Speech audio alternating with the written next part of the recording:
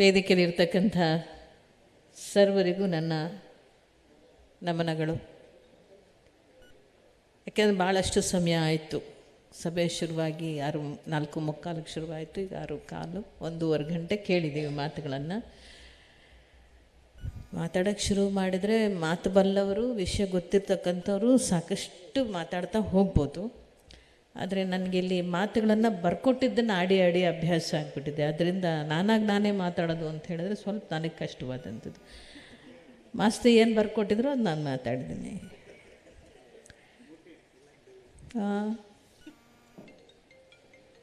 ಒಟ್ಟು ಚೆನ್ನಾಗಿ ಬರೆದಿದ್ದೀರಿ. ನಿರ್ದೇಶಕರು ನನಗಿಂಥದ್ದು ಬೇಕು ಅಂತ ಹೇಳಿದರೆ ಹಂಗೆ ಅವ್ರು ಬರ್ಕೊಟ್ಟಿದ್ದಾರೆ. ಆ ನಿರ್ದೇಶಕರು ಮಾತಾಡಪ್ಪ ಅಂತಂದರೆ ನನಗೆ ಮಾತಾಡೋಕ್ಕೆ ಬರಲ್ಲ ಅಂತ ಏನು ಮಾಡೋಣ? ನಮಗೆ ಬರೀ ಮಾತಾಡೋಕ್ಕೆ ಬಿಟ್ಬಿಡೋದ? ಒಟ್ಟಾರೆಯಾಗಿ ಎಲ್ಲಿಂದ ಶುರು ಮಾಡಬೇಕು ಅನ್ನೋದು ನನಗೆ ಗೊತ್ತಾಗ್ತಾ ಇಲ್ಲ. ಬಹಳಷ್ಟು ಸಿನಿಮಾಗಳನ್ನು ಮಾಡಿದ್ದೀವಿ, ಬಹಳಷ್ಟು ಈ ರೀತಿಯ ಪಾತ್ರಗಳನ್ನು ಬೇರೆ ಬೇರೆ ಶೇಡ್ಸಲ್ಲಿ ಮಾಡಿದ್ದೀವಿ, ಬೇರೆ ಬೇರೆ ಥರದಲ್ಲಿ ಮಾಡಿದ್ದೀವಿ. ಅಂದರೆ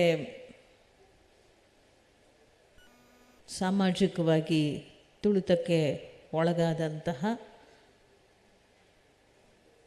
ಮನುಷ್ಯರುಗಳು ಏನಿದ್ದೀವಿ ಅಂಥ ಒಂದೊಂದು ಪಾತ್ರಗಳನ್ನು ನಾವು ಸಾಕಷ್ಟು ಮಾಡಿದ್ವಿ. ಯಾಕೆ ನಾನು ಮತ್ತು ವಿಜಿ ಮಾಡಿದ್ದದ್ದು ಯಾವುದೋ ಇತ್ತು,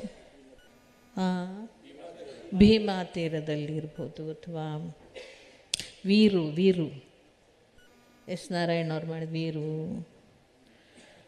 ಬೇರೆ ಬೇರೆ. ಬಟ್ ಇಲ್ಲಿ ಏನು ಆ ಥರ ಪಾತ್ರಗಳು ನಾವು ಮಾಡಿದಾಗ ಈ ಚಿತ್ರ ಯಾತಕ್ಕೆ ಇಷ್ಟು ಸೌಂಡ್ ಮಾಡ್ತಾ ಇದೆ ಅಂತ ಹೇಳಿದರೆ, ಇದರಲ್ಲಿ ಕೊನೆಯ ಎಂಡ್ ನಾನು ಅವ್ರಿಗೆ ಶಿಕ್ಷೆ ಕೊಡೋದು ಭಾಳ ದೊಡ್ಡದಲ್ಲ. ನನಗಿಂತಲೂ ದೊಡ್ಡದು ಆದದ್ದು ಈ ದೇಶದಲ್ಲಿ ಸಂವಿಧಾನ ಅವ್ರಿಗೆ ಶಿಕ್ಷೆ ಕೊಡಬೇಕು ಅಂತ ಎಂಡ್ ಮಾಡೋದಿದೆಯಲ್ಲ, ಅದು ನಾವು ಈ ದೇಶದ ಸಂವಿಧಾನಕ್ಕೆ ಎಷ್ಟರ ಮಟ್ಟಿಗೆ ಗೌರವ ನಾವು ಕೊಡಬೇಕು ಅನ್ನೋದನ್ನು ಈ ಚಿತ್ರದ ಮೂಲಕ ಎಂಡಲ್ಲಿ ಹೇಳುವಂಥದ್ದು. ಒಟ್ಟಾರೆ ಆಶಯವೂ ಕೂಡ ಇಡೀ ಚಿತ್ರದ್ದು ಅದೇ ಆಗಿದೆ ಕೂಡ.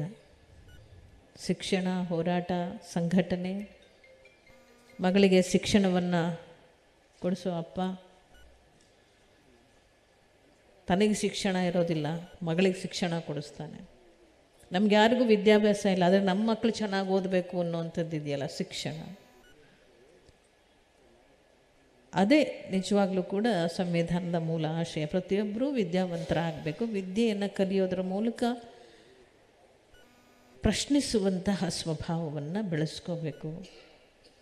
ಆ ಪ್ರಶ್ನಿಸುವುದರ ಮೂಲಕ ನಮ್ಮ ಮೇಲೆ ಯಾರಾದರೂ ದಾಳಿಯನ್ನು ಮಾಡಿದಂಥ ಯಾವುದೇ ರೀತಿಯಲ್ಲೂ ಕೂಡ, ಅದು ಮಾತಿನ ದಾಳಿ ಇರ್ಬೋದು, ಆರ್ಥಿಕ ದಾಳಿ ಇರ್ಬೋದು, ಬೇರೆ ಬೇರೆ ಯಾವುದೇ ರೀತಿಯಲ್ಲೂ ಕೂಡ ನಮ್ಮ ಮೇಲೆ ಎರಗಿ ಬರ್ತಾರೆ ಅಂದಾಗ ನಮಗೆ ಪ್ರತಿಭಟಿಸುವ ಶಕ್ತಿ ಎಲ್ಲಿ ಸಿಗುತ್ತೆ ಅಂತ ಹೇಳಿದ್ರೆ ಅದು ನಮ್ಮ ಶಿಕ್ಷಣದ ಮೂಲಕ ಸಿಗುತ್ತೆ ಅಂತ. ಶಿಕ್ಷಣ ಅನ್ನುವಂಥದ್ದು ಅಕ್ಷರ ಜ್ಞಾನ ಒಂದೇ ಅಲ್ಲ. ನಾವೆಲ್ಲರೂ ಇಲ್ಲಿ ಕೂಡಿ ಕಲಿತು ಮಾತಾಡ್ತಾ ಇದ್ದೀವಲ್ಲ, ಇದರ ಮೂಲಕವಾಗಿ ನಾವು ಎಷ್ಟು ಪಡ್ಕೋತಾ ಇದ್ದೀವಲ್ಲ, ಇದು ಕೂಡ ನಮಗೊಂದು ರೀತಿಯ ಶಿಕ್ಷಣವೇ ಅಂತ ನಾವು ಭಾವಿಸ್ತೀವಿ. ಇದು ಅಲ್ಲಲ್ಲಿ ಚಿತ್ರದಲ್ಲಿ ಸಮಾಜದಲ್ಲಿ ನಡೆದಿರುವಂತಹ ಘಟನೆಗಳನ್ನು ಅಲ್ಲಲ್ಲಿ ಇಟ್ಟಿರ್ತಕ್ಕಂಥದ್ದು ನಾವು ನೋಡ್ತೇವೆ. ಅದು ಮೊದಲೇ ಹೇಳ್ತಾರೆ 1982 ಅಂತಲ್ಲ ಈ ಕಥೆ, 1982ಕ್ಕೆ ತೊಗೊಂಡು ಹೋಗಿ ಹೇಳ್ತಾರೆ ಅದನ್ನು. ಆದರೆ ಹಾಗೆ ಹೇಳಬೇಕಾದ ಅಗತ್ಯ ಇಲ್ಲ. ಇವತ್ತಿಗೂ ಇಂತಹ ಕಥೆಗಳು ಭಾಳಷ್ಟು ನಾವು ನೋಡಲಿಕ್ಕೆ ಸಿಗ್ತದೆ. ಅದರಲ್ಲೂ ಕೂಡ ಇಂಟೀರಿಯರ್ ಹಳ್ಳಿಗಳು ಅಂತೀವಿ, ಅಥವಾ ಬಾರ್ಡರ್ ಏರಿಯಾಸ್ ಇರ್ಬೋದು, ಇಂಟೀರಿಯರ್ ಹಳ್ಳಿಗಳಿರ್ಬೋದು. ನಮ್ಮ ಮಧ್ಯ ಕರ್ನಾಟಕ ಅಂತ ನಾನು ಹೇಳೋಕ್ಕೋಗಲ್ಲ, ಒಟ್ಟಾರೆಯಾಗಿ ಇಂಟೀರಿಯರ್ ಹಳ್ಳಿಗಳಲ್ಲಿ ಇವತ್ತಿಗೂ ಇದೆ. ಅದು ಯಾವ ಥರ ಇದೆ ಅಂತ ಹೇಳಿದ್ರೆ ಅದು ನೇರವಾಗಿರೋದಿಲ್ಲ. ಪ್ರತ್ಯಕ್ಷವಾಗಿ ಕಾಣೋದಿಲ್ಲ, ಪರೋಕ್ಷವಾಗಿ ಕಾಣ್ತಾ ಇರುತ್ತೆ. ಹೇಗೆ ಅಂತೇಳಿದ್ರೆ, ಶೋಷಣೆ ಅನ್ನುವಂಥದ್ದು ಮನುಷ್ಯನ ಬದುಕಿನಲ್ಲಿ ನಿರಂತರವಾಗಿ ಬಂದಿರತಕ್ಕಂಥದ್ದು, ಅನುಭವಿಸ್ಕೊಂಡೇ ಬಂದಿದೆ. ಪೂರ್ವಜರಿಂದ ಹಿಡಿದು ಇಂದಿನವರೆಗೂ ಕೂಡ ಸಂವಿಧಾನ ಬಂದಿದ್ದರು, ಪ್ರಜಾಪ್ರಭುತ್ವ ವ್ಯವಸ್ಥೆ ಬಂದಿದ್ದರು, ಅದರ ಮೂಲಕ ನಮ್ಮನ್ನು ನಾವು ರಕ್ಷಣೆ ಮಾಡಿಕೊಂಡು ಬಲ್ಲಿವಿ ಅನ್ನುವಂಥ ನಂಬಿಕೆ, ವಿಶ್ವಾಸವನ್ನು ನಾವು ತಳಿಬೇಕು ಅಂತ ಅಂದುಕೊಂಡರೂ ಕೂಡ ಅದು ಪರಿಪೂರ್ಣವಾಗಿ ಆಗಿದೆಯಾ ಅನ್ನುವಂಥ ಪ್ರಶ್ನೆ, ಅದು ಸಾಧ್ಯ ಆಗಿಲ್ಲ ಅಂತ ನಾನು ಹೇಳಬಲ್ಲೆ. ಹೇಗೆ ಸಾಧ್ಯ ಆಗತ್ತೆ? ನಾವು ಎಲ್ಲಿವರೆಗೂ ಕೂಡ ಜಾಗೃತರಾಗೋದಿಲ್ಲ ಅಂದರೆ, ದಮನಿತರು, ತುಳಿತಕ್ಕೆ ಒಳಗಾದಂತಹ ಅಸಹಾಯಕ ಸ್ಥಿತಿಯಲ್ಲಿರ್ತಕ್ಕಂತಹ ಜನ ಎಲ್ಲಿವರೆಗೂ ಜಾಗೃತ ಆಗೋದಿಲ್ಲ, ಅಲ್ಲಿವರೆಗೂ ಕೂಡ ಈ ಥರ ನಮ್ಮನ್ನು ತುಳಿಯುವಂತಹ ವ್ಯವಸ್ಥೆ ಅದು ಜಾಗೃತವಾಗೇ ಇರುತ್ತೆ ಅನ್ನುವಂಥದ್ದು. ನಾನು ನನ್ನ ಅನುಭವದಲ್ಲೂ ನೋಡಿದ್ದೇನೆ. ಈವನ್ ಇವತ್ತಿಗೂ ಇದೆ. ಯಾರಿಗೋ ಒಬ್ಬರಿಗೆ ಒಂದು ಟ್ರ್ಯಾಕ್ಟರ್ ಕೊಡ್ತೀವಿ ಅಂದರೆ ಅವನಲ್ಲಿರ್ತಕ್ಕಂತಹ ಅಸಹಾಯಕತೆಯನ್ನು ದುರುಪಯೋಗ ಪಡಿಸ್ಕೊಂಡು ಅವರದೇ ಮಾಲೀಕ ಅವನಿಂದ ಒಂದು ಅಪ್ಲಿಕೇಶನ್ ಹಾಕಿಸಿ ಅವನ ಹೆಸರಿಗೆ ಟ್ರ್ಯಾಕ್ಟ್ರನ್ನ ಸ್ಯಾಂಕ್ಷನ್ ಮಾಡಿಸ್ಕೊಂಡು ಅವನಿಗೆ 2 ಬಾಟ್ಲು ಒಂದಿಷ್ಟು ಮಾಂಸ ಕೊಟ್ಟು ಕಳಿಸಿ ಆ ಟ್ರ್ಯಾಕ್ಟ್ರನ್ನ ತನ್ನ ಹೊಲದಲ್ಲಿ ದುಡಿಸ್ಕೊಳ್ತಾ ಅವನ್ನೂ ಕೂಡ ಇದರಲ್ಲಿ ದುಡಿಸ್ಕೊಳ್ತಾ ಹೋಗುವಂಥದ್ದನ್ನು ನಾನೇ ನನ್ನ ಕಣ್ಣಾರೆ ಈಗ 10 ವರ್ಷಗಳ ಹಿಂದೆನೂ ನೋಡಿದ್ದೀನಿ, ಇವತ್ತಿಗೂ ನೋಡ್ತಾ ಇದ್ದೀನಿ. ಅದು ಕೂಡ ಶೋಷಣೆನೇ. ಅವನಿಗೆ ಅರ್ಥವೇ ಆಗಲ್ಲ. ಇದು ಸರ್ಕಾರ ನನ್ನ ಹಕ್ಕು, ನಾನು ಪಡ್ಕೊಳ್ಳೋಕೆ ಕೊಟ್ಟಿರುವಂಥದ್ದು, ನಾನು ಇದನ್ನು ಮಾರ್ಕೊಳ್ಬಾರ್ದು, ಮತ್ತು ಇದು ನನ್ನ ಜೀವನಕ್ಕೆ ಆಧಾರವಾಗುವಂಥದ್ದು, ಇದರ ಮೂಲಕ ನಾನು ಆರ್ಥಿಕವಾಗಿ ಸಮರ್ಥನಾಗಬೇಕು ಅನಿಸೋದೇ ಇಲ್ಲ. ಆ ಅಸಹಾಯಕತೆಯನ್ನು ಇವರು ಎನ್ಕ್ಯಾಶ್ ಮಾಡ್ಕೋದು. ಸೊ ಇಲ್ಲಿ ಯಾರು ಹೊಣೆ ಇದಕ್ಕೆಲ್ಲ? ನಮಗೆ ನಾವೇ ಹೊಣೆ ಆಗ್ತಿದ್ದೀವ ಅಥವಾ ನಮ್ಮ ಜಾಗೃತರಾಗದೇ ಇರೋ ಕಾರಣದಿಂದ ಹೀಗಾಗ್ತಾ ಇದೆಯಾ? ಎಕ್ಸ್ಪ್ಲಾಯ್ಟೇಷನ್ ಅಂತ ನಾವು ಬಹಳ ಸುಲಭವಾಗಿ ಹೇಳ್ತೀವಿ. ಎಕ್ಸ್ಪ್ಲಾಯ್ಟ್ ಮಾಡೋರ ಬಗ್ಗೆ ನಾವು ಮಾತಾಡೋದಕ್ಕಿಂತಲೂ ಎಕ್ಸ್ಪ್ಲಾಯ್ಟಿಗೆ ಒಳಗಾಗ್ತಾ ಇದ್ದೀವಲ್ಲ, ಅಲ್ಲೂ ಕೂಡ ನಾವು ಯೋಚನೆ ಮಾಡಬೇಕಾಗತ್ತೆ. ಆದರೆ ಅನೇಕ ವರ್ಷಗಳಿಂದ ಈ ಜಾಗೃತಿ ಅನ್ನುವಂಥದ್ದು ಬಹಳ ದೊಡ್ಡ ಮಟ್ಟಕ್ಕೆ ಅಜಾಗರೂಕರಿದ್ದಂಥವ್ರನ್ನ ಜಾಗೃತಗೊಳಿಸಿರೋದು ಕೂಡ ಹೋರಾಟಗಳು. ಬಹಳಷ್ಟು ಈ ರಾಜ್ಯದಲ್ಲಿ ಬಹಳಷ್ಟು ಹೋರಾಟಗಳ ಮೂಲಕವೇ, ಸಂಘಟನೆಗಳು ಮಾಡಿದಂತಹ ಕೆಲಸದ ಮೂಲಕವೇ ಜನಗಳಲ್ಲಿ ಸಾಕಷ್ಟು ಅವೇರ್ನೆಸ್ ಬಂದಿರತಕ್ಕಂಥದ್ದು.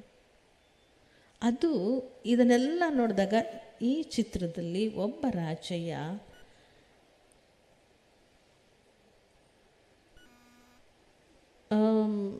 ರಾಚಯ್ಯನ ಮೂಲಕ ಅದನ್ನು ಹೇಳಿಸೋದ್ರ ಜೊತೆಯಲ್ಲಿ ಆಗಾಗ ರಾಚಯ್ಯನೂ ಕೂಡ ನಮ್ಮಲ್ಲಿ ಆ ಮನಸ್ಥಿತಿ ಇದೆಯಲ್ಲ, ನಮ್ಗೆ ಯಾಕೆ ಬಿಡಪ್ಪ, ಅಯ್ಯೋ ನಮ್ಮ ಪಡೆಗೆ ನಾವಿರೋಣ, ಅವ್ರ ವಿಷಯ ನಮ್ಗೆ ಯಾಕೆ ಬಿಡಪ್ಪ, ಸುಮ್ಮನೆ ಇದನ್ನೆಲ್ಲ ಯಾರು ತಲೆಗೆ ಎಳ್ಕೊಂಡು ಇದೆಲ್ಲ ಯಾಕೆ ಬೇಕು ನಮಗೆ, ನಮ್ಮ ಪಾಡಿಗೆ ನಾವು ಇದ್ಬಿಡೋಣ ಅಂತ ಒಂದು ಮನಸ್ಥಿತಿ ಇದೆಯಲ್ಲ. ರಾಚಯ್ಯನೂ ಕೂಡ ಕೆಲವೊಂದು ಸಲ ಹಾಗೆ ಮಾಡ್ತಾನೆ. ರಾಚಯ್ಯನೂ ಕೂಡ ಅನಿವಾರ್ಯ ಆದಾಗ ಕೈ ಚೆಲ್ಲಿಬಿಡ್ತಾನೆ. ಅವ್ನು ಯಾಕೆ ಒಂದು ಊರು ಬಿಟ್ಟು ಇನ್ನೊಂದು ಊರಿಗೆ ಬರಬೇಕು? ಅದೇ ಊರಲ್ಲೇ ಇದ್ದು ಅದೇ ಊರಲ್ಲೇ ಜಯಿಸ್ಬೋದಾಗಿತ್ತಲ್ಲ. ಅಲ್ಲಿನ ಆ ಕ್ರೂರತೆ, ಆ ಮಾನಸಿಕವಾದಂಥ ಕ್ರೂರ ಸ್ಥಿತಿಯನ್ನು ನೋಡಿದಂಥವನು, ಮಗುವಿನಿಂದಲೂ ನೋಡಿದಂಥವನು, ತಂದೆಯ ಕಾಲದಿಂದಲೂ, ತಂದೆ ಜೀತದಾಳಿದ್ದಾಗಿನಿಂದಲೂ ನೋಡಿದಂಥವನು, ತಾನು ಜೀತಕ್ಕೆ ಒಳಗಾಗಬಾರ್ದು ಅಂತ ಅಂದುಕೊಂಡಿದ್ದರೂ ಕೂಡ ಅವನಲ್ಲಿಯೂ ಒಂದು ರೀತಿಯ ಆ ಮನಸ್ಥಿತಿ ಪರಿಪೂರ್ಣವಾಗಿ ಬಿಟ್ಟು ಹೊರಗೆ ಬರಲಿಕ್ಕೆ ಅವನಿಗೂ ಸಾಧ್ಯ ಆಗೋದಿಲ್ಲ. ಇದನ್ನು ನಾನು ಈ ಚಿತ್ರದಲ್ಲಿ ಗಮನಿಸಿರ್ತಕ್ಕಂಥದ್ದು. ಅವನು ಅದನ್ನು ಪರಿಪೂರ್ಣವಾಗಿ ಬಿಟ್ಟು ಬರಲ್ಲ, ಆಗಲ್ಲ. ಸಮಾಜ, ಸ್ಥಿತಿ, ಅನಿವಾರ್ಯತೆ ಒಬ್ಬ ಮನುಷ್ಯನನ್ನು ಹೇಗೆ ಕಟ್ ಹಾಕುತ್ತೆ ಅನ್ನುವಂಥದ್ದನ್ನು ನಾವು ಈ ಚಿತ್ರದಲ್ಲಿ ನಾವು ನೋಡಬಹುದಾಗಿದೆ. ಆದರೆ ಚಿಕ್ಕ ಹುಡುಗನಲ್ಲಿ ಅವನಿಗೆ ಆದಂತಹ ಘಟನೆಗಳ ಆಧಾರದ ಮೇಲೆ ಅವನು ಊರು ಬಿಟ್ಟು ನಮಗೆ ಬೇಡ ಬಿಡಪ್ಪ, ನಾವು ಇಲ್ಲಿರೋಷ್ಟು ದಿವಸನೂ ನಮ್ಮನ್ನಿಲ್ಲಿ ಬದುಕಕ್ಕೆ ಬಿಡಲ್ಲ ವ್ಯವಸ್ಥೆ, ಬದುಕೋಕ್ಕೆ ಬಿಡಲ್ಲ ವ್ಯವಸ್ಥೆ. ಬೇರೆ ಎಲ್ಲಾದರೂ ಹೋಗಿ ಬದುಕೊಳ್ಳೋಣ ಅಂತ ಬೇರೆ ಕಡೆಗೆ ಬೇರೆ ಕಡೆಗೆ ಹೋದರೂ ವ್ಯವಸ್ಥೆ ಏನು ಬದಲಾಗಿರೋದಿಲ್ಲ. ಪ್ರಪಂಚದಾದ್ಯಂತಕ್ಕೆ ನೀವು ಹೋದರೂ ವ್ಯವಸ್ಥೆ ಅಂತೂ ಶೋಷಣೆಯನ್ನು ಮಾಡ್ತಕ್ಕಂತಹ ವ್ಯವಸ್ಥೆ ಇದ್ದದ್ದೇ. ಆ ಊರಲ್ಲೂ ಸಹಿತ ಅದನ್ನೇ ಉಣ್ಣಬೇಕಾಗತ್ತೆ. ಸೊ ಅಲ್ಲೂ ಸಹ ಅವನು ಮೈಲ್ಡ್ ಆಗಿರ್ತಾನೆ ನೋಡಿ. ಅವನು ಅಲ್ಲಿ ಹೋದಾಗಲೂ ಕೂಡ ಆ ಹಿಂದಿನ ಅನುಭವದ ಮೇಲೆ ಅವನು ಸೈಲೆಂಟ್ ಆಗಿಬಿಟ್ಟಿರ್ತಾನೆ. ಬೇಡ ಬೇಡ ನಮ್ಗೆ ಸುಮ್ಮನೆ ಇದ್ಬೇಡ, ಅವ್ರು ಏನಾದ್ರು ಮಾಡ್ಕೊಂಡು ಹೋಗ್ಲಿ, ಅದನ್ನು ಒಪ್ಕೊಂಬಿಡೋಣ. ಚಪ್ಪಲಿ ತಗೋ, ಹ್ಞೂ ಚಪ್ಪಲಿ ತಗೋ, ಹ್ಞೂ ಆಯಿತು ಹೋಗ್ತೀನಿ ಅಂದರೆ ಇರೋ ವ್ಯವಸ್ಥೆ ಜೊತೆನೇ ಹೊಂದ್ಕೊಂಡು ಹೋಗಿ ಬದುಕ್ಬಿಡೋಣ ಅನ್ನೋ ಮನಸ್ಥಿತಿಗೆ ಬಂದುಬಿಟ್ಟಿರ್ತಾನೆ ರಾಜಯ್ಯ. ಆದರೆ ಇಲ್ಲಿ ನೀವೆಲ್ಲರೂ ಹೇಳಿದ್ರಿ, ಆ ಹೆಣ್ಣು ಮಕ್ಕಳಿದಾರಲ್ಲ ಅವ್ರಿಗಿರೋ ಒಡಲಿನ ಬೆಂಕಿ ಅದು ಯಾವತ್ತೂ ಆರದೇ ಇಲ್ಲ, ಅದು ಸದಾಕಾಲ ಉರಿತಾ ಇರುತ್ತೆ. ಒಬ್ಬ ತಾಯಿ ಒಂದು ಕನಸನ್ನು ಕಟ್ತಾಳೆ, ಅದು ಮಗನ ಮೂಲಕ ಈಡೇರಬೇಕು ಅಂತ. ಅದಕ್ಕೆ ಚಾಲೆಂಜ್ ಹಾಕ್ತಾಳೆ, ಗಡುವು ಕೊಡ್ತಾಳೆ, ಅದಕ್ಕೊಂದು ಷರತ್ತು ಹಾಕ್ತಾಳೆ, ಅವ್ರಿಗೆ ಪ್ರೇರಣೆ ಕೊಡ್ತಾಳೆ. ಅವನಿಗೆ ನಾನು 2 ಎಕರೆ ಜಮೀನು ತಗೊಳ್ಳೇಬೇಕು, ನಾವು ಈ ದಾಸ್ಯದಿಂದ ಹೊರಗೆ ಬರಲೇಬೇಕು, ನನ್ನ ತಾಯಿಯ ಕನಸನ್ನು ನಾನು ಈಡೇರಿಸಲೇಬೇಕು ಅನ್ನೋ ಆ ಪ್ರೇರಣಾ ಶಕ್ತಿ ಆಗೋದು ಒಬ್ಬ ತಾಯಿ. ಆದರೆ ಅದು ಉಳಿಯಲ್ಲ ಅವನಿಗೆ. ಮತ್ತು ನಾವು ಏನೇ ಹೋರಾಟ ಮಾಡಿದ್ರೂ ನಮಗಿಂತಲೂ ಶಕ್ತಿಶಾಲಿಯಾದಂಥದ್ದು ನಮ್ಮನ್ನು ಶೋಷಣೆಗೆ ಒಳಪಡಿಸುವಂತಹ ಪಟ್ಟಭದ್ರ ಹಿತಾಸಕ್ತಿಗಳು. ಇದು ಎಲ್ಲರ ಜೀವನದಲ್ಲೇ ನಡೆಯುತ್ತೆ. ಇದೆಲ್ಲೋ ಒಂದು ಕಡೆ ದಲಿತರಿಗೆ ನಡಿಬೇಕು ಅಥವಾ ಹಿಂದುಳಿದ ವರ್ಗದವ್ರಿಗೆ ನಡಿಬೇಕು, ಮುಂದುವರೆದವ್ರು ಹಾಗಲ್ಲ. ಅದು ಜಾತಿ ಆಧಾರದಲ್ಲ. ಇದು ಸಾಮಾಜಿಕವಾಗಿ ಆರ್ಥಿಕವಾಗಿ ಇರುವ 2 ಸಂಘರ್ಷಗಳು. ಒಂದು ಉಳ್ಳವನು ಇಲ್ಲದವನು, ಅದಕ್ಕೆ ಜಾತಿ ಧರ್ಮ ಭೇದ ಇನ್ನೊಂದು ಮತ್ತೊಂದು ಏನೂ ಬೇಕಾಗಿಲ್ಲ. ಉಳ್ಳವನು ಇಲ್ಲದವನು. ಆ ಉಳ್ಳವನಿಗೆ ಜೀವಪರ ಚಿಂತನೆಗಳು ಇರೋದಿಲ್ಲ. ಉಳ್ಳವನಿಗೆ ನಾನು ಇನ್ನಷ್ಟು ಪ್ರವರ್ಧಮಾನಕ್ಕೆ ಹೋಗಬೇಕು, ಎಲ್ಲ ಸಂಪನ್ಮೂಲಗಳು ನನ್ನ ಬಳಿಯೇ ಇರಬೇಕು ಅನ್ನುವಂಥ ಒಂದು ಆಸೆ. ಅದು ಒಬ್ಬ ಮಹಾರಾಜರಿಗೆ ನನ್ನ ಸಾಮ್ರಾಜ್ಯ ವಿಸ್ತರಣೆ ಮಾಡಿಕೊಳ್ಬೇಕು, ನಾನು ಇನ್ನಷ್ಟು ಖಜಾನೆ ತುಂಬ್ಕೋಬೇಕು ಅಂತ ಅವನು ಒಂದು ಇರುತ್ತಲ್ಲ. ಹಾಗೆ ಅವರೆಲ್ಲ ಉಳ್ಳವರ ಸ್ಥಿತಿಯನ್ನು ಅನುಭವಿಸ್ತಕ್ಕಂಥವ್ರು. ಇಲ್ಲದವರಿಗೆ ಪುಟ್ಟ ಪುಟ್ಟ ಕನಸುಗಳಿದೆಯಲ್ಲ, ಅದನ್ನು ಈಡೇರಿಸ್ಕೊಳ್ಳೋದೇ ಭಾಳ ದೊಡ್ಡ ಕಷ್ಟ ಆಗಿರುವಂಥದ್ದು. ಬಿಡೋದಿಲ್ಲ ಅನ್ನೋದು ಅದನ್ನು ಬಹಳ ಚೆನ್ನಾಗಿ ಈ ಚಿತ್ರದಲ್ಲಿ ತೋರಿಸ್ಕೊಟ್ಟಿರ್ತಕ್ಕಂಥದ್ದನ್ನು ನಾವು ಕಾಣ್ತೇವೆ. ಮತ್ತು ಇಷ್ಟೇ, ಏನು ಮಾಡೋಕ್ಕಾಗಲ್ಲ, ಸುಮ್ಮನೆ ಆಗ್ಬಿಡೋಣ ಅಂತ ಹೆಂಡತಿ ಮಗಳನ್ನ ಕರ್ಕೊಂಡು ಬಂದ ನಂತರವೂ ತಂಪಾಡಿಗೆ ತಾವು ಜೀವನ ಮಾಡೋಕ್ಕೂ ಬಿಡದೇ ಇರತಕ್ಕಂಥ ಒಂದು ಸ್ಥಿತಿ ನಿರ್ಮಾಣ ಆದಾಗ ಮತ್ತೆ ಅವನಲ್ಲಿ ಇದ್ದಂತಹ ಹಠ ಛಲ ಆಕ್ರೋಶ ಒಳಗೆ ಇರುತ್ತೆ, ಅವನಿಗೆ ಒಳಗೆ ಇರುತ್ತೆ. ಮತ್ತೆ ಅದು ಹೊರಗೆಡಬೇಕಾದ್ರೆ ಮತ್ತೆ ತನ್ನ ಹೆಂಡತಿ ಕಾರಣ ಆಗ್ತಾಳೆ, ಮತ್ತೆ ಅವನು ಪ್ರೆಷರ್ ಹಾಕ್ತಾಳೆ, ಮತ್ತೆ ಅವನು ಎದ್ಕೋತಾನೆ. ಹೆಂಗೂ ಸಾಯ್ತೀವಿ ಬಿಟ್ಟು ಹಾಕಿ ಹೋಗತ್ಲಿಗೆ ನಾವು ಹೋರಾಟನೇ ಮಾಡಿಬಿಡೋಣ ಅತ್ಲಿಗೆ ಮತ್ತೆ ಹೋರಾಟ ಶುರು ಮಾಡ್ತಾನೆ. ಸೊ ಹಾಗಾಗಿ ಇದು ಈ ಕಿಚ್ಚು ಅನ್ನುವಂಥದ್ದು ಯಾರಾದರೂ ಹಚ್ಚಬೇಕು, ಅದನ್ನು ಕಿಚ್ಚು ಯಾರಾದ್ರೂ ಇದ್ದರೆ ಒಳಗಡೆ ಅದಕ್ಕೊಂದಿಷ್ಟು ಯಾರಾದ್ರು ಚುಚ್ಚಿದಾಗ ಇನ್ನೊಂದಷ್ಟು ಕಿಚ್ಚು ಹೇಳುತ್ತಲ್ಲ, ಹಾಗೆ ಇದು. ಈ ಒಟ್ಟಾರೆಯಾಗಿ ಈ ಚಿತ್ರದಲ್ಲಿ ಒಳ್ಳೆಯ ಒಂದು ವಿಷಯ ವಸ್ತುಗಳನ್ನು ಇಟ್ಕೊಂಡು ಮಾಡಿದ್ದಾರೆ. ನನಗೆ ಯಾರೋ ನನಗೆ ಅನ್ನಿಸ್ತಾ ಇತ್ತು, ನಾನು ಸ್ವಲ್ಪ ಲೌಡ್ ಆಗಿಬಿಟ್ಟೆ. ನನಗೆ ಅನ್ನಿಸ್ತು ಇಷ್ಟು ಬೇಕಿತ್ತಾ ನನಗೆ ಅನ್ನಿಸ್ತು. ಬಟ್ ಅಲ್ಲಿ ಮಾಡೋವಾಗ ಬೇಕು ಅನ್ನಿಸ್ಬಿಡ್ತು ನನಗೆ,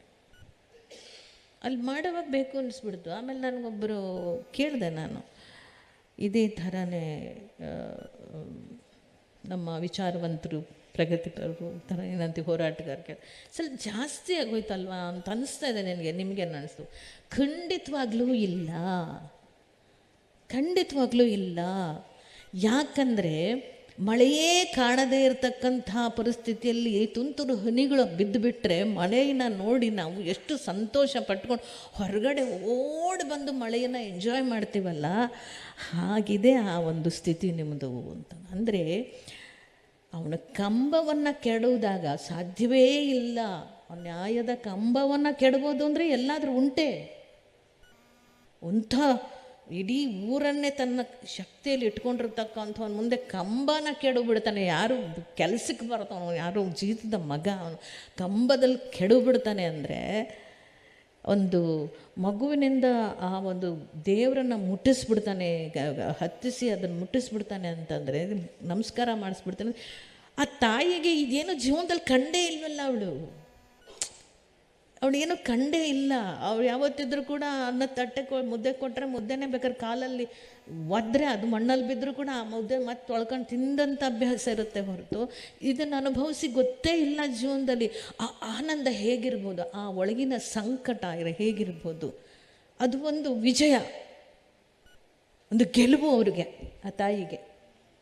ಸೊ ಆ ತಾಯಿಗೆ ಆ ಗೆಲುವಿದೆಯಲ್ಲ, ಆ ಗೆಲುವು ಹೇಗೆ ಅವಳು ಎಂಜಾಯ್ ಮಾಡ್ತಾಳೆ ಅನ್ನುವಂಥದ್ದು ಇದೆಯಲ್ಲ, ಅದು ಸರಿಯಾಗೇ ಇದೆ. ಏನು ತಲೆ ಕೆಡಿಸ್ಕೋಬೇಡ್ರಿ ಅಂದ್ರೆ ಆಗ ಅನ್ನಿಸ್ತು, ಪರವಾಗಿಲ್ಲ, ಅದಕ್ಕೆ ಪೂರಕವಾಗಿ ಇದೆ. ಕೆಲವರಿಗೆ ಅದು ಲೌಡ್ ಅನಿಸುತ್ತೆ, ನನಗೂ ಸಹ ಅನಿಸಿದ್ದು ನಿಜ. ಬಟ್ ಸಿಚುವೇಶನ್ಗೆ ನೋಡಿದಾಗ ಶಿ ಎಂಜಾಯ್ಡ್ ಲೈಕ್ ಎನಿಥಿಂಗ್. ಅವನ್ನ ಕೊಲ್ಲಕ್ಕಾಗಲ್ಲ, ಮಚ್ಚಿದ್ರೆ ಅವನ್ನ ಗೌಡನ ಕೊಲ್ಲಬಹುದಾಗಿತ್ತು ಅವಳು, ಆದರೆ ಕೊಲ್ಲೋದಿಲ್ಲ. ಆದರೆ ಕೊಲ್ಲದಷ್ಟೇ, ಕೊಂದೇ ಅವನನ್ನು ಅನ್ನುವಷ್ಟೇ ಸುಖವನ್ನು, ಸಂತೋಷವನ್ನು ತಾನು ಅದನ್ನು ಸಂಭ್ರಮಿಸ್ತಾಳೆ.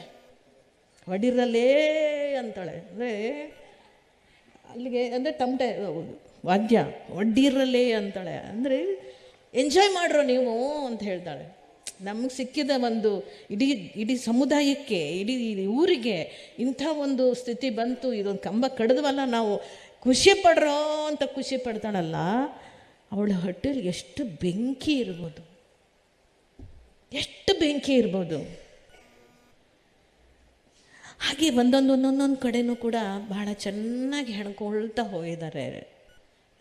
ಎಲ್ಲೋ ಒಂದು ಕಡೆ ಇನ್ನು ಸ್ವಲ್ಪ ಬ್ರಿಸ್ಕ್ ಆಗಬೇಕಾಗಿತ್ತು ಎಂಡಲ್ಲಿ, ಅದು ಹೆತ್ತವನಿಗೆ ಹೆಗ್ಗಣ ಮುದ್ದು, ಅದೆಲ್ಲ ಸುತ್ತಿ ಎಲ್ಲ ಶೂಟಿಂಗ್ ಮಾಡಿ ಟೇಬಲಲ್ಲಿ ಇಟ್ಕೊಂಡಾಗ ನಿಜವಾಗ್ಲೂ ಯಾವುದು ಇಡಬೇಕು ಅದನ್ನು ಬಿಟ್ಟು ಇನ್ಯಾವ್ದು ಬೇಡವೋ ಅದು ಬಹಳ ಮುಖ್ಯವಾಗಿರುತ್ತೆ, ಅದನ್ನು ಇಟ್ಟಿರ್ತಾರೆ. ಹೆತ್ತವನಿಗೆ ಹೆಗ್ಗಣ ಮುದ್ದು. ಹಾಗೆ ನಮ್ಮ ಜಡೇಶನ್ ತಾನು ಮಾಡಿದ್ದೆಲ್ಲವೂ ಮುದ್ದಾಗಿ ಇಟ್ಟಿದ್ದಾರೆ, ಅದಕ್ಕೆ ನಮ್ಮದೇನು ಆಕ್ಷೇಪಣೆ ಇಲ್ಲ.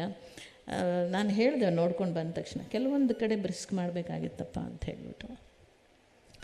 ಒಟ್ಟಾರೆಯಾಗಿ ಸಮಾನತೆಗಾಗಿ, ಆರ್ಥಿಕ ಸಮಾನತೆಗಾಗಿ, ಸಾಮಾಜಿಕ ಸಮಾನತೆಗಾಗಿ ಸಂವಿಧಾನದ ಮೂಲ ಆಶಯವನ್ನು ಇಟ್ಕೊಂಡು ತಮ್ಮ ಬದುಕಿನಲ್ಲಿ ಕನಸು ಕಾಣೋರು ಬಹಳಷ್ಟು ರಾಜಕೀಯ ಥರ ಇವತ್ತಿಗೂ ಇದ್ದಾರೆ. ಮುಂದೆ ಇರೋದು ಬೇಡ, ಇವತ್ತಿಗೂ ಅಲ್ಲಲ್ಲಿ ಕಾಣಸಿಗ್ತಾರೆ ಅನ್ನೋದನ್ನು, ಇವತ್ತಿನ ಸ್ಥಿತಿಯಲ್ಲೂ ಇಂತಹ ಚಿತ್ರಗಳನ್ನು ಮಾಡೋದು ಏನೂ ತಪ್ಪಲ್ಲ. ಇಂತಹ ಚಿತ್ರಗಳು ಬರಬೇಕು, ಜನರು ಅದನ್ನು ಒಪ್ಕೋಬೇಕು, ಅದರ ಮೂಲಕ ಜನರು ಕೂಡ ವಿಚಾರವಂತರು, ಚಿಂತನೆಗಳನ್ನು ಮಾಡ್ತಕ್ಕಂತಹ ಒಂದು ವ್ಯವಸ್ಥೆ ನಿರ್ಮಾಣ ಆಗಬೇಕು. ಅದಕ್ಕೆ ನೀವು ಒಂದು ಈ ಚಿತ್ರದ ಮೂಲಕ ಈ ಅವಕಾಶವನ್ನು ಬಳಸ್ಕೊಂಡಿದ್ದೀರಿ, ಹೇಳಿದಿರಿ. 3 ವಾರ ನಡೆಯೋದು ಅದು ದೊಡ್ಡ ವಿಷಯ. ಈ ಥರ ಸಿನಿಮಾಗಳು 3 ವಾರ ನಡೆಯೋದು ಅಂದರೆ ತುಂಬ ದೊಡ್ಡ ವಿಷಯ. ಕಮರ್ಷಿಯಲ್ ಆಸ್ಪೆಕ್ಟಲ್ಲಿ ನಾವು ಹೇಳಬೇಕು ಅಂದರೆ, ಆರ್ಥಿಕವಾಗಿ ಸಿನಿಮಾ ಗೆದ್ದಿದೆ ಅಂತ ನಾನು ಅಂದ್ಕೊಳ್ಳೋಕ್ಕೆ ಹೋಗೋದಿಲ್ಲ. ಆದರೆ ಪ್ರೇಕ್ಷಕರ ದೃಷ್ಟಿಕೋನದಲ್ಲಿ ಸಿನಿಮಾ ಗೆದ್ದಿದೆ. ಆದ್ದರಿಂದ ಇಲ್ಲಿ ನಾನು ವಿಜಿದೇನಿಲ್ಲ, ವಿಜಿ ನಾಯಕ ಅಂತಿದ್ದ ಹಾಗೆ ಒಂದು ಸಿದ್ಧ ಸೂತ್ರ ಸಿನಿಮಾದಲ್ಲಿ ನಾಯಕ ಅಂದ ಕೂಡಲೇ ಅವರ ಮುನ್ನೆಲೆಯಲ್ಲಿ ಇದ್ದು ಅದನ್ನು ನಡೆಸ್ಕೊಂಡು ಹೋಗಬೇಕಾದಂಥ ರೂವಾರಿಗಳಾಗ್ಬಿಡ್ತಾರೆ. ಆ ಕೆಲಸವನ್ನು ಆ ಹುಡುಗ ತುಂಬ ಚೆನ್ನಾಗಿ ಮಾಡಿದ್ದಾನೆ. ಈ ಸಿನಿಮಾವನ್ನು ಎಷ್ಟರ ಮಟ್ಟಿಗೆ ಅದನ್ನು ಏನು ಹೇಳ್ತೀವೋ, ಅದನ್ನು ಬೆಚ್ಚಗೆ ಕಾಪಾಡೋದು ಅಂತೀವಲ್ಲ, ಅದನ್ನು ಹೇಗೆ ಅದನ್ನು ಕಾಪಾಡ್ಕೋಬೇಕು, ಅದು ಹೇಗೆ ಜನಗಳಿಗೆ ತಲುಪಿಸ್ಬೇಕು, ಅದರಲ್ಲಿರ್ತಕ್ಕಂಥ ವಿಷಯದ ಬಗ್ಗೆ ಭಾಳ ಎಮೋಷ್ನಲ್ ಆಗಿದ್ದಾನೆ, ತುಂಬ ಎಮೋಷ್ನಲ್ ಆಗಿದ್ದಾನೆ. ಸೊ ನಾನು ಈ ಥರ ಪಾತ್ರಗಳನ್ನು ತುಂಬ ಮಾಡಿ ಮತ್ತು ನಾವು ನಮ್ಮ ಜೀವನದಲ್ಲಿ ಇದನ್ನೇ ಅನುಭವಿಸಿ ಇವತ್ತು ಇಷ್ಟರ ಮಟ್ಟಕ್ಕಾದರೂ ಬಂದಿದ್ದೀವಲ್ಲ. ಎಲ್ಲೋ ಒಂದು ಕಡೆ ಅಂಬೇಡ್ಕರ್ ಅವರ ಆಶಯ ಒಂದು ಸ್ವಲ್ಪ ಆದರೂ ಈಡೇರಿದೆಯಲ್ಲ ಅನ್ನುವಂಥ ಸಮಾಧಾನ ನಮ್ಮಗಳ ಬದುಕಿನಲ್ಲಿದೆ. ಸೊ ಹಾಗಾಗಿ ಇವತ್ತು ವಿಜಿ, ಜಡೇಶ ನಮ್ಮ ಪ್ರೊಡ್ಯೂಸರ್ ಮತ್ತು ನಮ್ಮ ಮಾಸ್ತಿ ಒಟ್ಟು ಟೀಮ್ ಮತ್ತು ನಮ್ಮ ಪುಟ್ಟಿ ನನ್ನ ರಿತನ್ಯ ಅದು ಹೆಸರು ಸ್ವಲ್ಪ ಹೇಳೋಕ್ಕೆ ಕಷ್ಟ ಆಗುತ್ತೆ ನನಗೆ. ಎಲ್ಲರೂ ಭಾಳ ಅದ್ಭುತವಾಗಿ ಮಾಡಿದರೆ. ಹೀರೋಯಿನ್ ರಚಿತಾ ರಾಮ್. ಒಟ್ಟಾರೆಯಾಗಿ ಸಿನಿಮಾ ಚೆನ್ನಾಗಿ ಬಂದಿದೆ, ನಮಗಿಷ್ಟ ಆಯಿತು, ನಿಮಗೂ ಇಷ್ಟ ಆಯಿತು. ಆಮೇಲೆ ಈ ರೀತಿಯ ಒಂದು ಕಮರ್ಷಿಯಲ್ ಸಿನಿಮಾಗೆ, ಮೂರ್ತಿ ಬಿಗಿನಿಂಗಲ್ಲೇ ಹೇಳಿದಾಗ, ಒಂದು ಕಮರ್ಷಿಯಲ್ ಸಿನಿಮಾಗೆ ಈ ರೀತಿಯ ಸಂವಾದ ಅಂತ ಏರ್ಪಾಟಾಗಿರೋದು ಬಹುಶಃ ಮೊದಲನೇ ಸರಿ ಅಂತ ನಾನಾದರೂ ಭಾವಿಸ್ತೀನಿ. ಅದು ಸರಿ ಇದೆ ಅವರು ಹೇಳಿರೋದು ಅಂತ ಹೇಳಿ. ಸಿನಿಮಾ ಮಾಡಿರೋರು ಕಮರ್ಷಿಯಲ್ ದೃಷ್ಟಿಯಿಂದಲೇ ಮಾಡಿದ್ದಾರೆ, ಆದರೆ ಮಾಡುವ ರೀತಿ ಮತ್ತು ಕಥಾವಸ್ತು ಎರಡೂ ಕೂಡ ಬೇರೆ ರೀತಿಯಲ್ಲಿದೆ. ಅದು ಬಹಳ ಮುಖ್ಯ. ಅಲ್ಲಿ ಜಡೇಶ ಗೆದ್ದಿದ್ದೀರಿ, ಒಳ್ಳೆಯದಾಗಲಿ. ಬಹುಶಃ ನಿಮ್ಮ ಕಾಟೇರಾಗಿಂತಲೂ ನಿಮ್ಮ ಕಾಟೇರ ತುಂಬ ಚೆನ್ನಾಗಿ ಗೆಲ್ತು, ಆದರೆ ಆ ವಿಷಯ ವಸ್ತುವಿಗಿಂತಲೂ ಈ ವಿಷಯ ವಸ್ತು ಸ್ವಲ್ಪ ಭಿನ್ನವಾಗಿದೆ, ಚೆನ್ನಾಗೂ ಇದೆ ಅಂತ ನಾನು ಹೇಳೋಕ್ಕೆ ಬಯಸ್ತೀನಿ. ನೀವೆಲ್ಲರೂ ಈ ಸಿನಿಮಾವನ್ನು ಉಳಿಸ್ಕೊಳ್ಳಿಕ್ಕೆ ಭಾಳ ಶ್ರಮ ಪಟ್ಟಿದ್ದೀರಿ. ಉಳಿಯತ್ತೆ, ಅಂಥ ತೊಂದರೆ ಆಗೋದಿಲ್ಲ, ಒಳ್ಳೆಯದಾಗತ್ತೆ. ಇನ್ನು ಮುಂದೆ ಒಳ್ಳೆಯ ಚಿತ್ರಗಳನ್ನು ಮಾಡಿ ಅಂತಕ್ಕಂಥದ್ದನ್ನ ಹೇಳಿ, ಇದು ಯಾರಿಗೋಸ್ಕರ ಮಾಡಿರೋದು, ಯಾರೋ ಒಂದು ವರ್ಗದವರಿಗನ್ನ ಗುರಿ ಮಾಡ್ಕೊಂಡು ಮಾಡಿರುವಂಥ ಚಿತ್ರವೂ ಅಲ್ಲ, ಯಾರನ್ನೋ ಗುರಿ ಇಟ್ಕೊಂಡು ಮಾಡಿರುವಂಥದ್ದಲ್ಲ. ಇದು ಸರ್ವರಿಗೂ ಸಲ್ಲುವಂತಹ ಚಿತ್ರ. ಯಾರಿಗೆ ಸಲ್ಲಬೇಕೋ ಅವ್ರಿಗೆ ಸಲ್ಲಬೇಕು, ಯಾರಿಗೆ ಮುಟ್ಟಬೇಕೋ ಅವ್ರಿಗೆ ಮುಟ್ಟಬೇಕು ಅಲ್ಲ, ಎಲ್ಲರಿಗೂ ಮುಟ್ಟಬೇಕು. ಮನುಷ್ಯತ್ವ ಅಂತಿರುವ ಯಾವನೇ ಒಬ್ಬ ಮನುಷ್ಯ ಅಂತಿದ್ದರೆ ಅದು ಜೀವಪರವಾಗಿರುವಂತಹ ಮನುಷ್ಯರು ಯಾರೇ ಇದ್ದರೂ ಇಂತಹದ್ರ ಬಗ್ಗೆ ಚಿಂತನೆಗಳನ್ನು ಮಾಡಬೇಕಾಗಿ. ಇನ್ನೂ ಈಗಲೂ ಇಂಥದ್ದು ಇದೆಯಾ ಅಂತಂದರೆ ಅವರಿಗೆ ಅರಿವಿನ ಕೊರತೆ ಇದೆ. ಈ ಮಣ್ಣಿನ ಆಗುಹೋಗುಗಳ ಬಗ್ಗೆ, ಮನುಷ್ಯ ಜೀವನದ ಆಗುಹೋಗುಗಳ ಬಗ್ಗೆ ಸಾಮಾಜಿಕವಾಗಿ ಅರಿವಿನ ಕೊರತೆ ಇದೆ ಅಂತ ನಾವು ಅಂದ್ಕೋಬೇಕು. ಆ ಕೊರತೆಯನ್ನು ನೀಗಿಸೋದು ಮಕ್ಕಳ ಮೂಲಕವಾಗಿ ನೀಗಿಸಬೇಕಾಗಿದೆ. ಮಕ್ಕಳಿಗೆ ಈ ಚಿತ್ರವನ್ನು ತೋರಿಸಿದ್ವಿ ಅಂತ ಹೇಳಿದ್ರಿ ನಮ್ಮ ದಾವಣಗೆರೆಯವರು. ಆ ಕೆಲಸ ಹೆಚ್ಚು ಹೆಚ್ಚು ಆಗಬೇಕು. ಈಗೆಲ್ಲ ಆರ್ಟ್ಸ್ ಯಾರೂ ತೊಗೊಳ್ಳಲ್ಲ, ಭಾಳ ಕಡಿಮೆ ತಗೊಳ್ಳೋದು. ಈಗೆಲ್ಲ ಬರೀ IT, ಕಾಮರ್ಸ್, ಸೈನ್ಸ್. ಈ ಸೈನ್ಸು, ಕಾಮರ್ಸು, IT ಓದಿದ ಮಕ್ಕಳಿಗೆ ಚರಿತ್ರೆ ಏನೂ ಗೊತ್ತಿರಲ್ಲ. ಅದು ನಾವೇ ತಪ್ಪು ಮಾಡ್ತಾಯಿದ್ದೀವಿ, ಏನೂ ಚರಿತ್ರೆ ಗೊತ್ತಿರಲ್ಲ. ಸೊ ಆಗ ನೋಡಿ, ನೀವು ನಿಮ್ಮ ಮಕ್ಕಳು ನೋಡಿ, ಬೇಕಾದ್ರೆ ಕೇಳಿ ನೋಡಿ. ಅದೇ ಆರ್ಟ್ಸ್ ಓದಿದ ಮಕ್ಕಳಿಗೆ ನೀವೇನೇ ಚರಿತ್ರೆ ಪ್ರಶ್ನೆ ಕೇಳಿದ್ರು ಒಂದಿಷ್ಟು ತಿಳ್ಕೊಂಡಿರ್ತಾರೆ, ಹೇಳ್ತಾರೆ. ನಿಮ್ಮ ಸೈನ್ಸ್ ಓದಿದ ಮಕ್ಕಳಿಗೆ ಏನೇನೂ ಗೊತ್ತಿಲ್ಲ. ನಮ್ಮ ಮನೇಲೇ ಇದ್ದಾರೆ. ನನ್ನ ಮಗಳನ್ನ ಕೇಳಿ, ನಥಿಂಗ್, ಝೀರೋ. ನನ್ನ ಮಗನ ಕೇಳಿ, ಸೂಪರಾಗಿ ಹೇಳ್ತಾನೆ. ಅವನ ಹಿಸ್ಟ್ರಿ ತುಂಬ ಇಷ್ಟವಾದ ಸಬ್ಜೆಕ್ಟು, ತುಂಬ ಸೂಪರಾಗಿ ಹೇಳ್ತಾನೆ. ಸೊ ಹಾಗೆ ನಾವುಗಳು ಎಲ್ಲೋ ತಪ್ಪು ಮಾಡ್ತಾಯಿದ್ವಿ. ಜೀವನದ ಆಧಾರಕ್ಕೋಸ್ಕರವಾಗಿ ಓಟದ ಜೊತೆಯಲ್ಲಿ ಓಡ್ತಾಯಿದ್ದೀವಿ. IT, BT, ಇನ್ನೊಂದು ಯಾವುದೋ ಸೈನ್ಸ್ ಅಂದ್ಕೊಂಡು ಅನಿವಾರ್ಯ ಆಗ್ತದೆ. ಈಗ ಮತ್ತೆ ಚರಿತ್ರೆಯನ್ನು, ಇತಿಹಾಸವನ್ನು ನಮ್ಮ ಮಕ್ಕಳಿಗೆ ಕಲಿಸ್ಬೇಕು ಅಂತೀವಿ. ಎಲ್ಲಿಂದ ಕಲಿಸ್ತೀರಿ, ಹೇಗೆ ಕಲಿಸ್ತೀರಿ? ಅದು ಹುಟ್ಟಿನಿಂದಲೇ ಬರಬೇಕು, ಕುಟುಂಬದಿಂದಲೇ ಬರಬೇಕು. ಇದು ಭಾಳ ಚಾಲೆಂಜಿಂಗ್ ಸಬ್ಜೆಕ್ಟ್ ಇದು. ಸೊ ಹಾಗಾಗಿ ಒಳ್ಳೆಯದಾಗಲಿ ಅಂತ ಹೇಳ್ತೀನಿ. ಆಗಲಿ ಮಾಡೋಣ. ನಾವು ಆಗಲೇ ಮಾತಾಡ್ಕೊಂಡ್ವಿ, ಒಂದು ದಿವಸ ಹೋಗಿ ಕೇಳೋಣ ಅಂತ. ನೋಡೋಣ, ಲೆಟ್ ಅಸ್ ಟ್ರೈ. ನೋಡೋಣ, ಅದನ್ನು ಮಾಡೋಕ್ಕೆ ಪ್ರಯತ್ನ ಮಾಡ್ತೀನಿ. ಒಟ್ಟಾರೆಯಾಗಿ ಈ ಚಿತ್ರ ಚೆನ್ನಾಗಿದೆ, ಶುಭವಾಗಲಿ. ಇನ್ನೂ ಒಳ್ಳೆಯ ಚಿತ್ರಗಳ ನಿರ್ಮಾಣ ಮಾಡಿರಿ ಅಂತ ಹೇಳಿ ನನ್ನ ಮಾತಿಗೆ ವಿರಾಮ ನೀಡ್ತೇನೆ. ಧನ್ಯವಾದಗಳು.